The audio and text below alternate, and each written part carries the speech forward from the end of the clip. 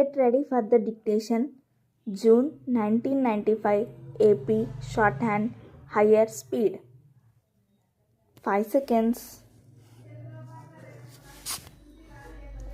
Start. Dear shareholders, I welcome you all to this 9th general meeting of the company.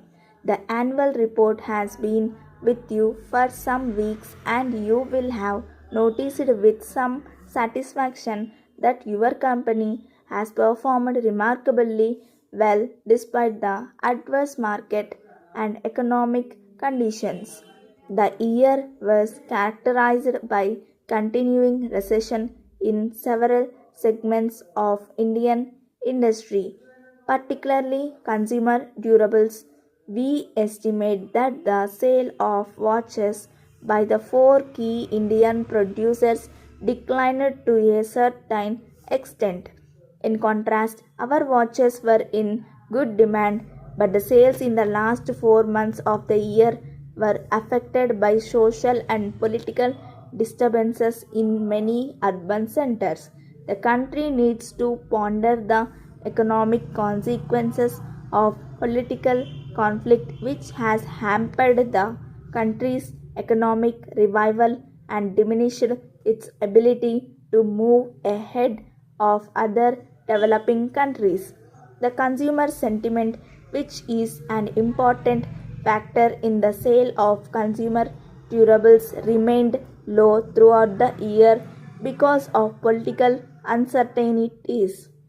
The erosion of assets on the stock exchanges restricted money supply. The high rates of interest also were responsible for lower sales. Competition was fierce throughout the year.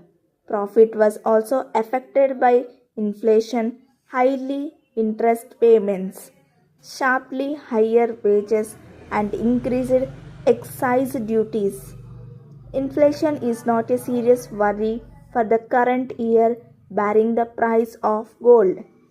Following a wage settlement with the representatives of employees, it is expected that the per capita wage costs are expected to rise only marginally in the current year.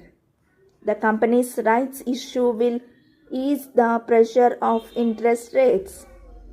If the excise duty increase had not taken place, the profit for the year would have doubled. Because of highly competitive conditions, the company had to adopt a cautious approach to price increases. We now believe that we were more cautious than warranted and have therefore taken remedial action in the first quarter of this year, which should certainly reflect in the profit performance of the next year. Shareholders will be happy to know that your company has performed very well in the first quarter of the current year. We are looking forward with renewed confidence to a bright and rewarding year. Greater focus is being placed on customer service. There are now over 9 million watches of our company in use.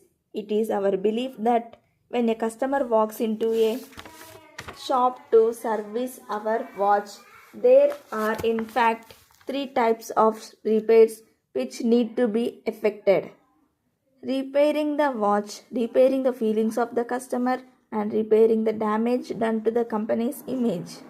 Attention, therefore, has to be given to the physical environment in which the customer is received, the manner in which he or she is dealt with by the service personnel, speed and quality of the repair service, and the charges for repairs are also important. We believe that the servicing of a watch should be treated as an opportunity to strengthen the bonds between the brand and its user. Another great opportunity awaits your company in the area of fine jewelry. The world's biggest buyers are turning to Asian suppliers in search of lower prices and higher volumes. India has a large pool of human resources equipped with the requisite skills and available at a fraction of the cost of counterparts in developed countries. It is this opportunity that we want to seize, bringing to the task the many skills which we have acquired in the business of making and selling watches. Next year is expected to be crucially important for companies' development. My dear Prime Minister, I address you for the second time so soon after the first because the statement about the situation in India made in Parliament by the Secretary of State indicate a degree of complacency on his part which to one on the spot seems scarcely justified. My duty as Privy Councillor also constrains me to place my views before you, although those views are no better than misgivings and apprehensions.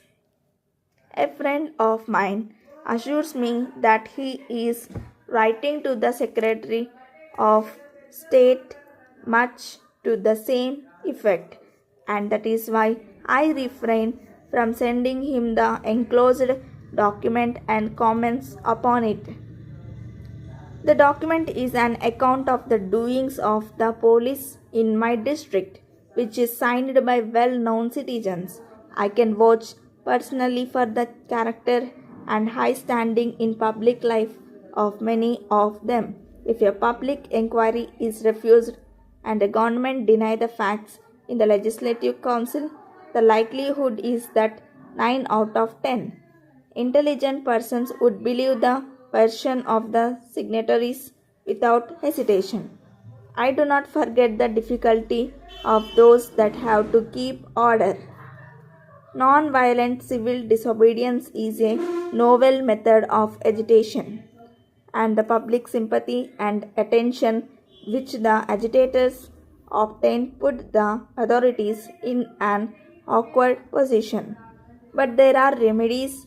The one that the government have chosen is open to the gravest objections.